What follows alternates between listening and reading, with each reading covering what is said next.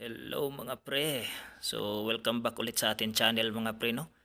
So for today's video may i-share lang po ako sa inyo about po sa pagpapalit ng ETF using gamit ang machine. Ayan po. So sa nakikita nyo mga pre, yan po ay isang automatic transmission fluid exchanger machine. Oo. Automatic na po yan mga pre no.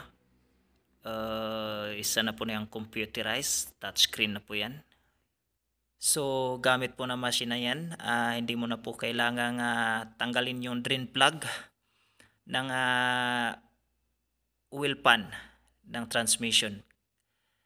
Ang kailangan mo lang gawin dyan, i-disconnect mo lang yung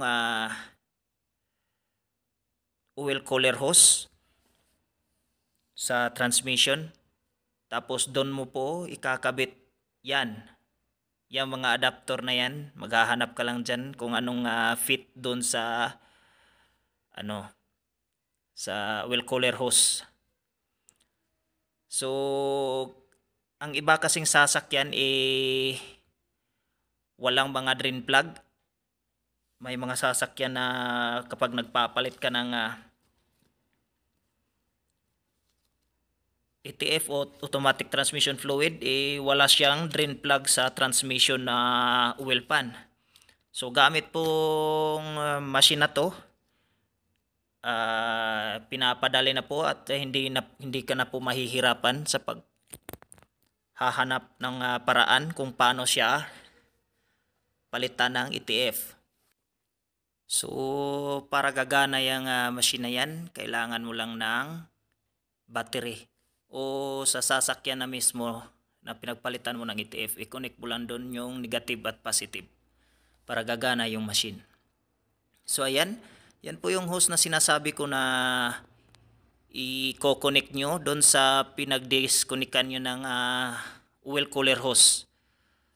So i-connect nyo lang yung dalawang hose dyan para dyan po dadaan yung pag-recover nyo ng lumang ETF at dyan na din yung dadaan yung isasalin nyo na bagong ETF.